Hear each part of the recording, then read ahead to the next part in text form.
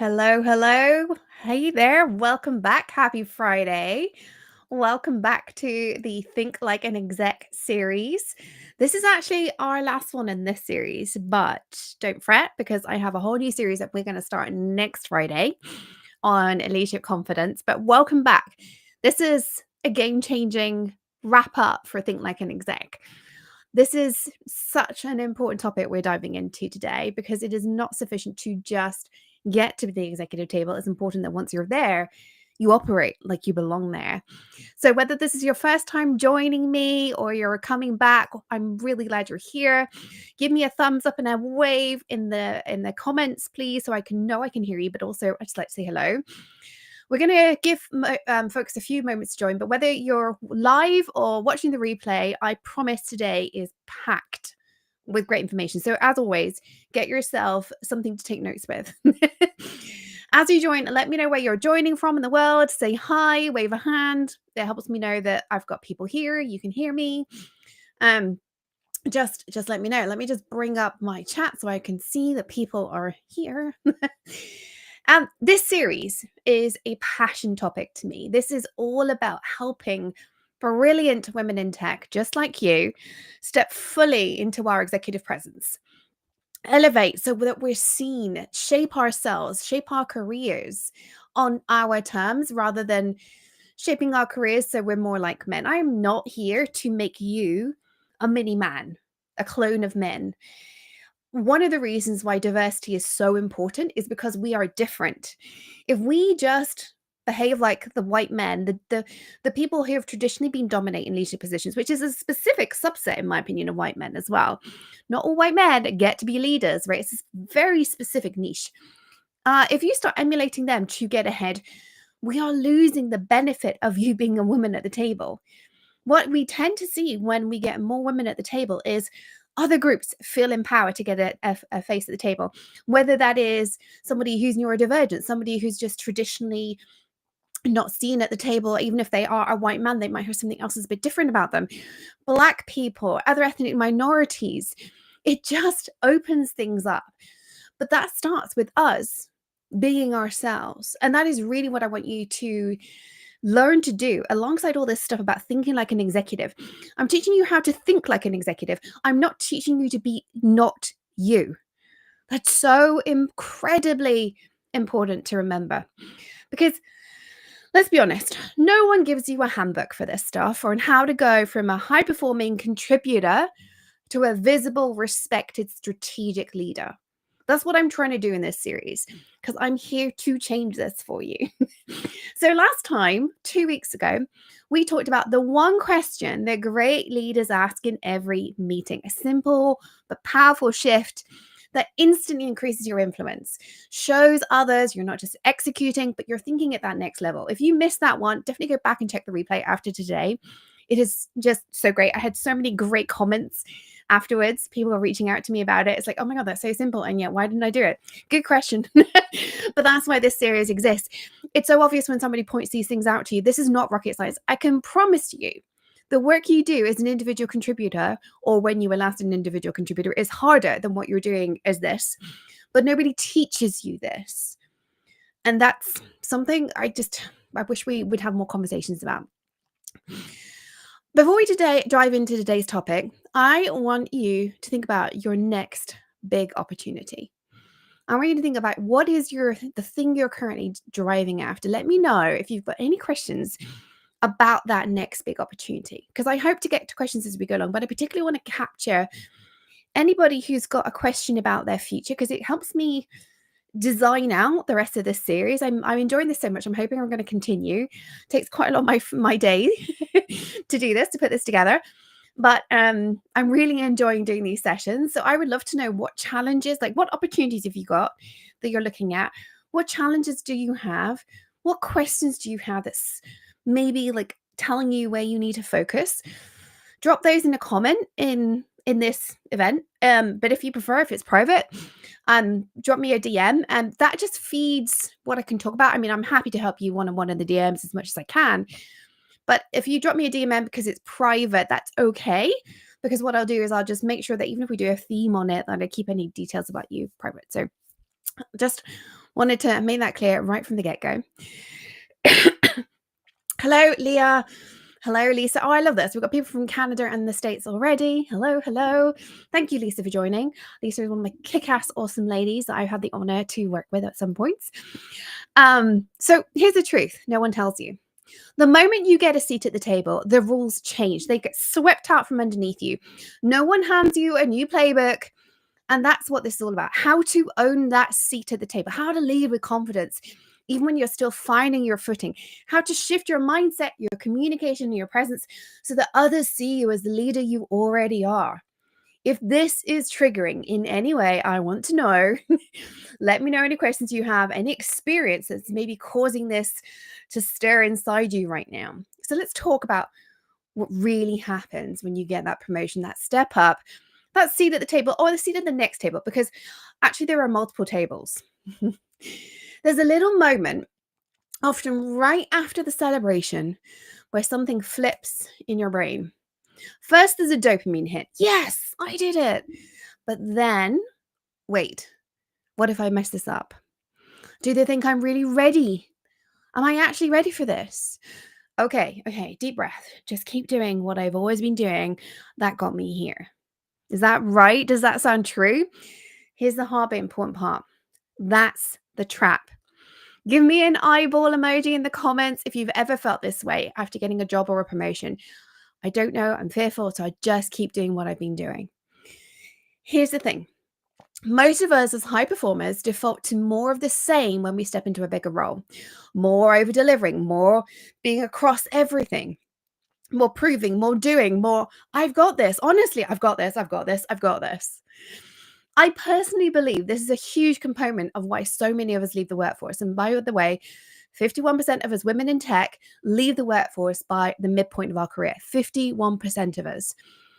And I truly believe this is part of the problem. We think being promoted means more of the same, just more. That means less for us, our life, our family, our weekends. We think promotion means do more. Here's the kicker.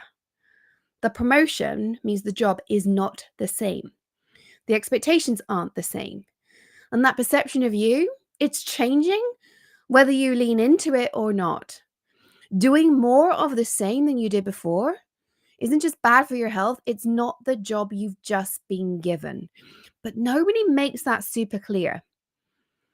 So quick check-in for those of you who are here live. When you stepped into your last step up role, whether that was a promotion internally or a new job somewhere else, did you double down on what already worked?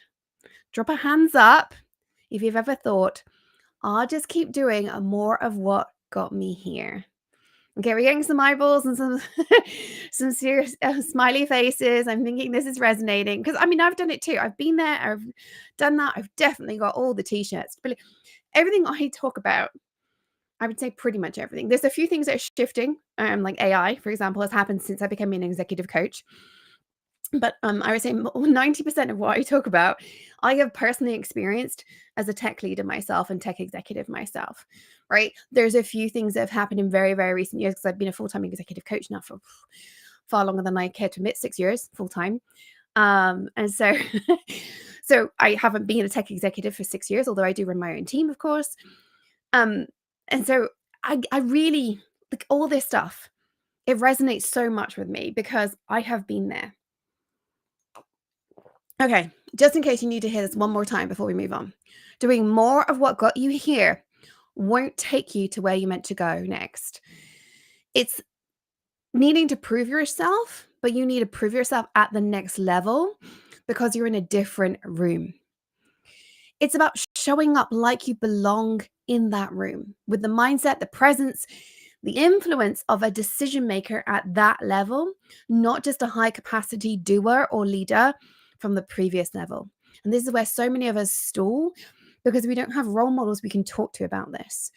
Not because we aren't brilliant. Let's just put this out there. We are bloody brilliant as women working in a male dominated world where we have to double prove ourselves compared to men. Right? We only have male models around us showing us what worked for them, won't work for us, by the way. We're damned if we do, we're damned if we don't. And in addition, we're balancing far more things, we're bloody brilliant. Let's just own that. If you've got to this level and if you're a leader of any description, just accept that you're bloody brilliant. But that doesn't mean what you're doing is right. The rules have changed even if nobody's told you. So it's time to play a different game. Different rules, different game. So let's talk about what that shift really looks like. You got the seat. You're technically in the room, but inside, you still feel like an outsider. Maybe you're the only woman in the room. Maybe you're the youngest, the newest, the only non-technical executive, or maybe you're the first technical woman executive. You're probably different in some way. You probably feel incredibly lonely. And I mean, here's the thing. Women are less likely to be mentored than men, even by other women. We get told by women, and I would say over-mentored in the wrong way. But we don't get somebody taking us to one side and saying, hey, like, here's how to show up in this meeting. So we quite often feel like, do I really belong here? My title says I do, but do I? I had an executive working with me a few years ago where she was in one of these ambiguous executive roles where she was kind of between the exec team and the senior leadership team. And she was like, sometimes she was up here, sometimes she's down there. She came to me because she had been on the exec team and they made excuses about how she should move down to just the senior leadership team. And you know what it was? Is that she wasn't showing up and contributing in the right way at the exec team. So they're like, let's just keep it small, which I'm an advocate of. If people aren't contributing, don't give them space at the table. I think we should help people contribute before we do that. But like, I'm a big believer in keeping meetings small. Like big meetings are just hellish. So if people aren't able to contribute, maybe they don't belong there. But it is so common that we don't know how to contribute. And sometimes we're in these ambiguous roles where I have a seat, but do I have a seat? Do I speak up? I don't know if I speak up. So hear this, that feeling when you're lonely, intimidated, where you think, do I belong here? That quiet sense of, I don't really have the clout here, do I? This is normal. It's common. It's what I call outsider syndrome. Outsider. Yes, an outsider syndrome, not imposter syndrome, because here's how it's different. This is not doubting your skills like imposter syndrome. This is outsider syndrome is about feeling safe, or rather not feeling safe, taking up space once you're in the room. You're in the room, but you feel like you're outside. You can simultaneously be frustrated at the state of the executive team and the decisions that have been previously made by the team, and still feel that maybe you should not speak up. You're frustrated and anxious, right? And it's so incredibly daunting. I've got 2 clients right now who started jobs in the last 2 weeks. One this beginning of this week and one 10 days ago, 12 days ago. These 2 brilliant women are both experiencing the frustration of inheriting something as newbies to the company that they're like, what on earth? Why is this so bad? They're realizing now why they've been hired. They've got the expertise, they've got the insight to fix it. That's why they landed their respective offers. But they also are saying to me when we're having coaching calls, should I speak up? And I'm like, yes, you should. So what does outsider syndrome lead to? Well, it leads to over-preparing every word before you speak, agreeing quickly just to keep things smooth, hedging your language to avoid being too much, and holding back your boldest ideas just in case. Give me a thumbs up if you, or maybe I'm about thumbs down actually, if you've ever over-prepared, agreed too quickly, hedged your bets, hold back on your boldest ideas because you didn't feel like you belonged in the room. Give me a thumbs down if that's you. Here's the trap. The more you try to fit in quietly, the more invisible you become. Now, I'm a huge believer in learning during your first weeks in your new role. I say to clients, first 30-ish days, 21 days maybe, but something around there, you're not going to make many suggestions, but you still got to speak up. Because in leadership, visibility matters, credibility matters, power comes from your presence.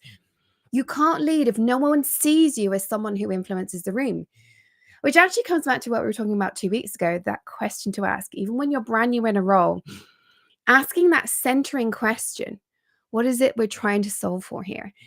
That's what you should be trying to figure out in your learning phase anyway. So be that person who speaks up with that question.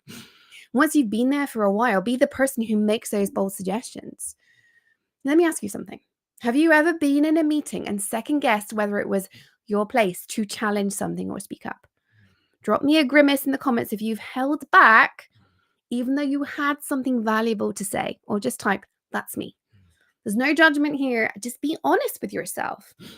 That's me. Okay. Because we can't fix this. I can't coach you if you can't recognize what's going on. So if you are thinking, yeah, that's me, acknowledge that, right? The first piece of coaching is acknowledge where you are because you're not alone. So many of the brilliant women I coach have been there. Heck, I've been there so many times. Okay, so here's the shift. You were invited to the table. So now it's time to own your seat. Say that with me. You were invited to the table. Or wherever, let's say, I was invited to this table. Now I get to own my seat.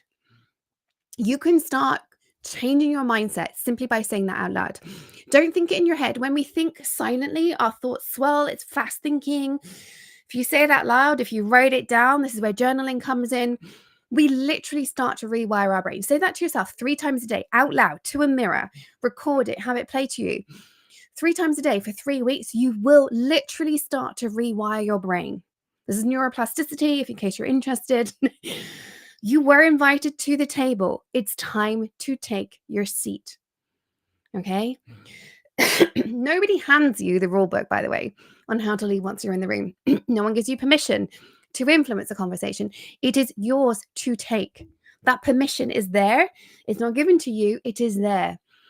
So when do you do it?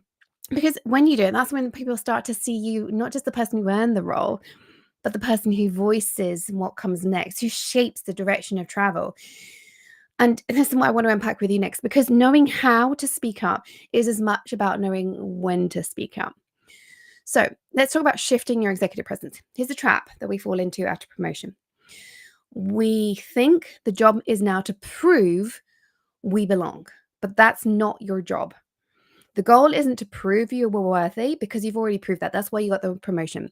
It's to lead like you already are worthy. Executive presence isn't about being the loudest. It's not about charisma. That helps. It's not about charm. It's not about always having the microphone. It's about 3 things. It's certainty, clarity, and the ability to command. And by command, I don't mean be the loudest commanding person in the room. I mean, stop asking for permission. Own your space.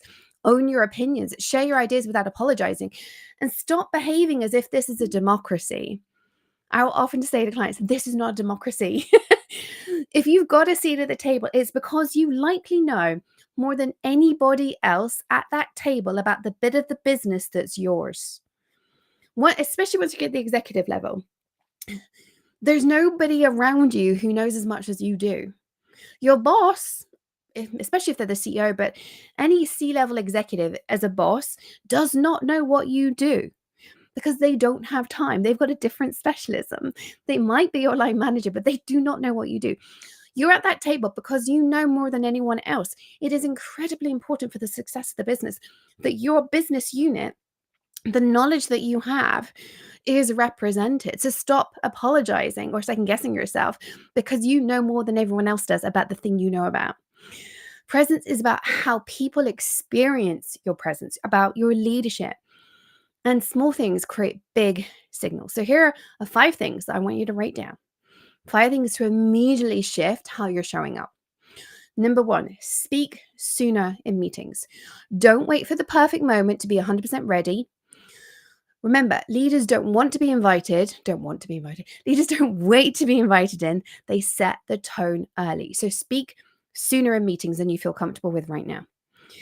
I'm a little bit terrible at butting in, but the first executive table I got, actually the first thing I found was I was on a board and I was just so terrified to speak up. And I started injecting. I was like being coached by a coach at that point. I started injecting my ideas, but I was coming in way too late. When I started getting the confidence to like, you know what, it's okay for me to interrupt this person because they're in full flow. And as much as I want to be polite, this needs to be heard. My things were more timely. Now, I don't think we should be serial interrupters. That's got its own set of challenges. But most of us wait too long.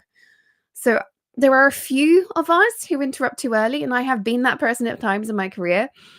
But in general, if you're reluctantly speaking up, you're waiting too long. So speak sooner in meetings is number one. Number two, replace I think with I recommend and then frame it.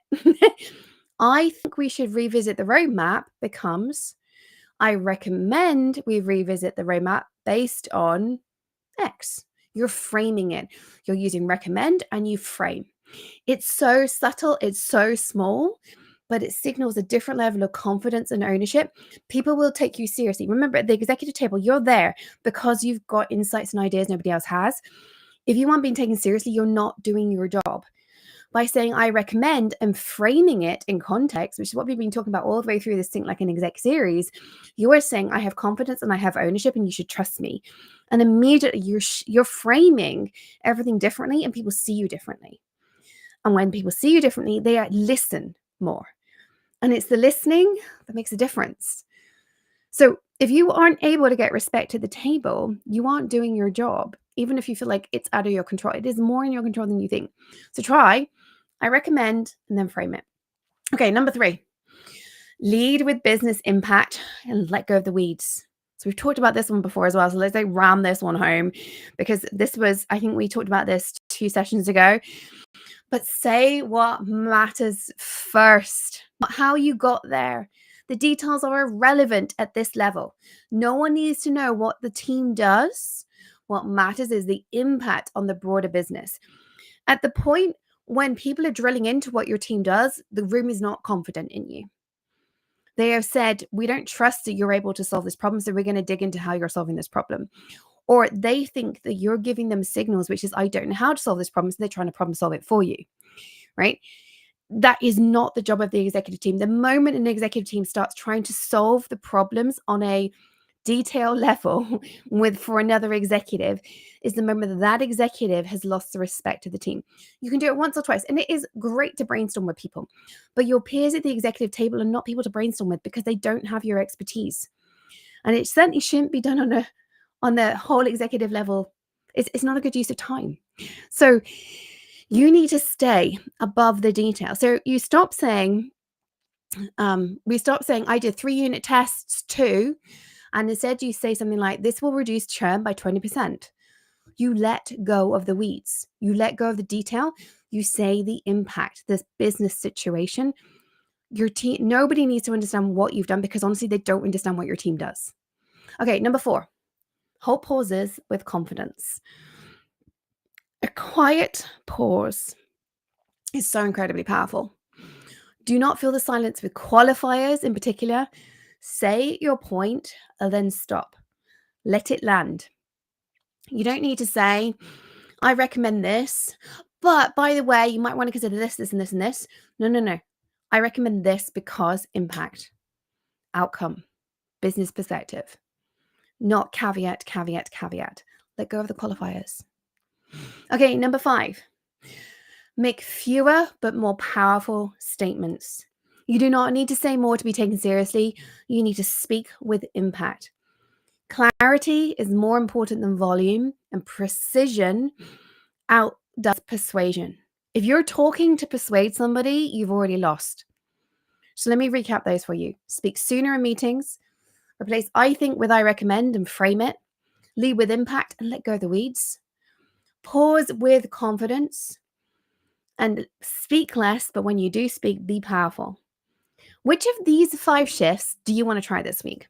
I want you to tell me which of these 5 shifts, right? I put 1 through 5 in the chat. Let's see what's resonating with you. Are you going to speak more? Speak sooner? Are you going to have powerful statements? Are you going to pause more? Are you going to lead with business impact? Let go of the weeds? Are you going to say, I recommend? Tell me what you're going to do. Presence isn't something you're born with. It's a habit. It's a decision. And that starts today. The decision today to start one of these habits and bring that into your next meeting. Keep doing it until it's normal, and then bringing in a second one. Keep doing it until it's normal. Habits built on repetition. Every meeting is a new chance to practice it. One of the biggest mindset shifts I coach women through after promotion is you are no longer just here to execute. You're here to guide, to shape, to steer what matters most to the business. You're here to steer the entire business, even though you're in charge of this bit of it, unless you're the CEO. Because actually, at the executive leadership table, what's going on is you're understanding how you will work together as a company. You are the glue at that point of the company. And that means learning to zoom out and have an interest in every part of the company. When you're a doer, you're in the detail, you're in the precision. They were your superpowers 2 jobs ago. But at the leadership table, you get rewarded for seeing patterns, for connecting dots, for asking, what's the long-term implication of this? How does this align with the bigger vision? How are we solving the right problem? This is the shift from being valuable to being strategic. So here are, oh gosh, I need water today. Here are 3 strategic shifts I want you to practice. First of all, think outcomes, not activities. So this is very much outcome, not detail. But don't just ask, what are we doing? And this is applying to everybody around you in the executive team, not just your work. But don't just ask, what are we doing? Ask, why does this matter? What impact will it drive? It's very much like what we were talking about last time. Number 2, to make you more strategic, spot the ripple. Every decision has a ripple effect. It affects something or someone else. Timelines, teams, stakeholders. Start being the voice of the ripple effect. If we delay this, what happens to X? What else needs to be looped in early? But remember to not be the problem person. So one of my mantras is be the solutions person, not the problem person. If you are spotting the ripple effect and flagging it up, you can very easily become the problem person. I was that person. I'd be like, problem. And it took somebody taking me one side and said, Toni, you see a lot of problems. It's great because we miss things, but you're exhausting to have in meetings. And I was like, oh, wow.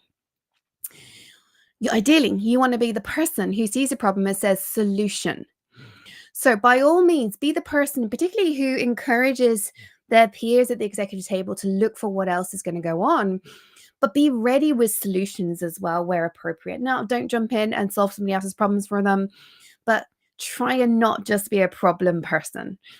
And then the third strategic shift to make is anchor to priorities and metrics.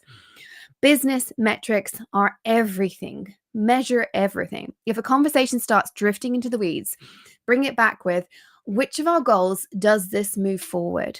How will this measure success?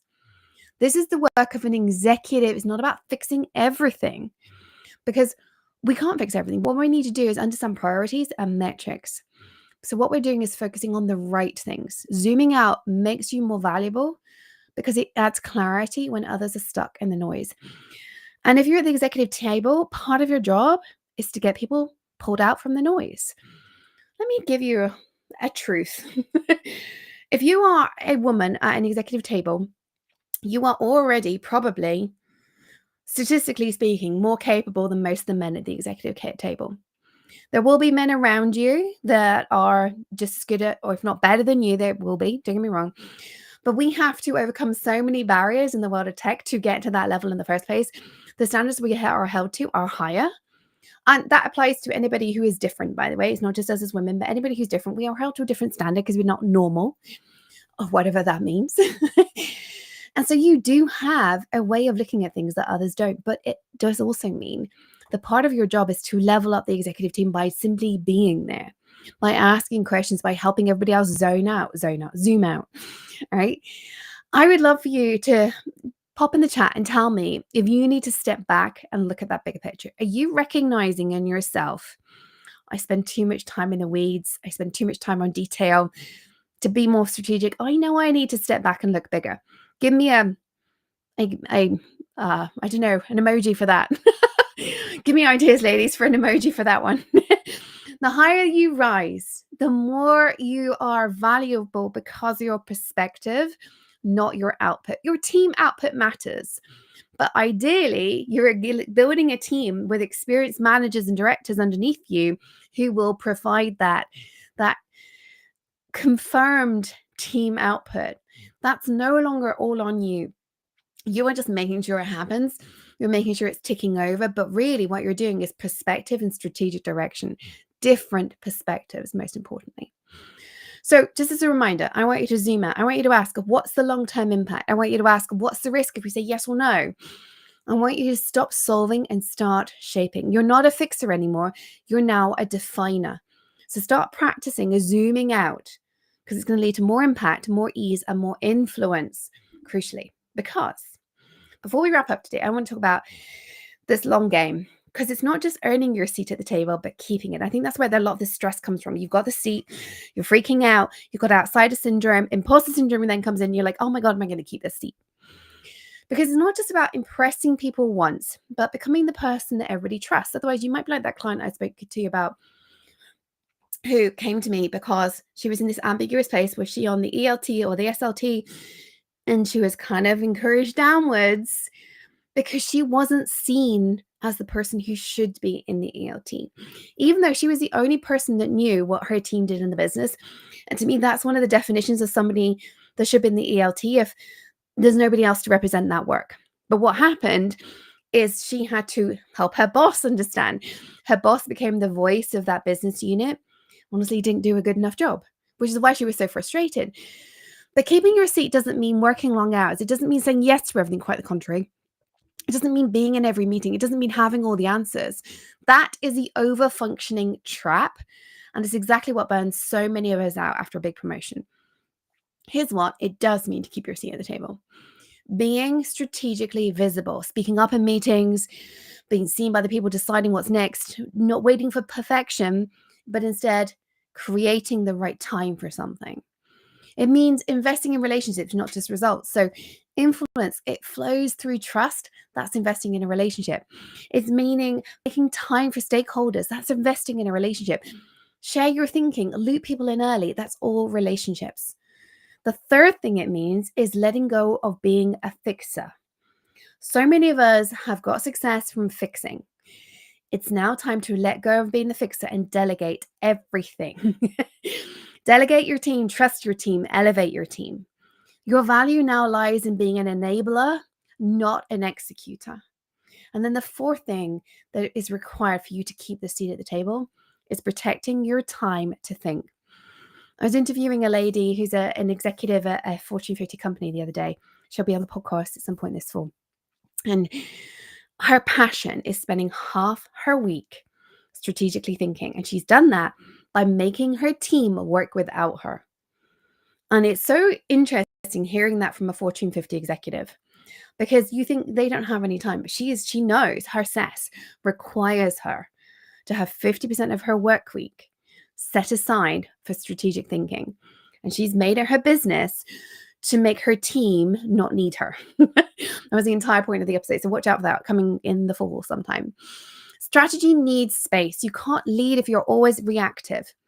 You need to block time. You need to honor that time. And it's not selfish. It is the job description.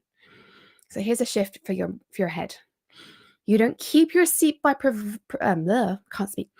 You don't keep your seat by proving you can do it all. You keep your seat by showing you know what actually matters. So I'd love to hear from you. If you had to pick one of these four, being more strategically visible, investing in your relationships, stop being the fixer and instead delegate more, and protecting your time to think, which of those four are you going to focus on first? Drop in the chat if you know it's time to lead differently to stay at that table. Drop in the chat. Tell me 1, 2, 3, or 4, which are you going to work on? Because you have earned your seat. And now it's time to make a difference. It's time to start doing this.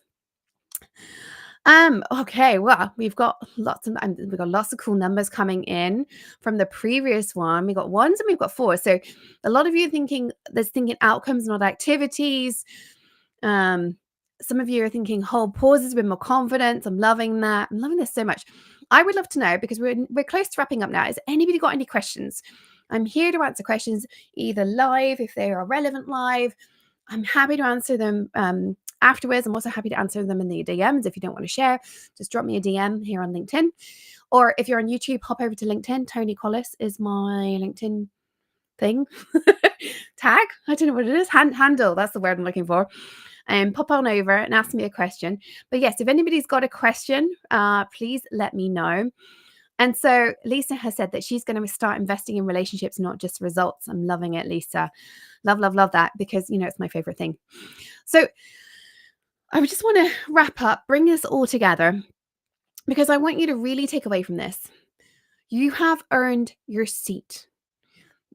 You don't need to re-earn your seat, but you have to keep earning your influence. You don't keep influence without keeping working at it. Your seat you've earned once, but influence you have to keep earning over and over again. So let's summarize what we've covered today. Why habits that got you here won't get you further, and how to avoid the promotion mindset trap of do more, do more, do more. Why feeling like an outsider is normal, but how it quietly undermines your leadership. The simple shifts in executive presence make you sound and feel like you belong in the room. How to zoom out so your questions, your thinking, and your influence match the seat you're in. And finally, how to keep your seat at the table without burning yourself out or trying to do it all, because you do need to keep your seat at the table. But here's the biggest takeaway. You weren't invited to the table by accident. You have earned it. And it's now time to lead in a way that makes your presence impossible to ignore. You belong. So show everybody you belong there. And if you're ready to go beyond just sitting at the table, but shaping the conversation as well, send me a DM with word scorecard. It is my promotion readiness scorecard. I know some of you have already done it, and thank you for the feedback. I'm still testing this out. So every single person who completes this, a little quiz. It takes like, I don't know, a minute, maybe less. I've deliberately made it super simple. But every single person gets tailored results that I'm doing by hand at the moment. I'm sure there's a way for me to automate it. But at the moment, I've still got enough different results coming in that I'm creating all of them by hand. So I'm getting to look at it. I can give you some real tailored advice. So if you are looking for like, where's my visibility at? Where's my influence at? Where's my strategic voice at? Am I already strong, or is there room for growth? Go and complete the scorecard. Send me a DM with the word scorecard here on LinkedIn. It's such a game changer to understand where you need to focus on. And before we wrap up today, one little announcement. So these have been every 2 weeks. We are going to do one next week for two reasons. One, I'm going to try and move to weekly, but actually in 2 weeks' time, I'm also taking a week off. I'm all about protecting our mental health. So I'm taking some time off as it's summer. So we are going to be live same time next Friday, and we are kicking off a brand new mini series. This one is all about leadership confidence. So we've had 4 sessions now on Think Like an Exec. This should maybe be Think Like an Exec with executive confidence. I don't know, but I have to come up with a better name than that. So we are going to talk about unshakable confidence next week. How we let go of fake it till we make it, and instead figure out the kind of confidence that sticks even under pressure. So I want you to mark that in your calendar, same time next Friday. And if this session landed for you, drop me a little light bulb in the comments and share with somebody who you know maybe just landed a bigger role, or maybe is looking for that bigger role, and maybe give them just a little level up. So remember, you've got your seat. Let's make sure you've got the voice to drive that future. I will see you hopefully next Friday. After today's session, I will make sure I drop a link to that in the comments for this session. But thank you all. And yeah, send me a note if you've got any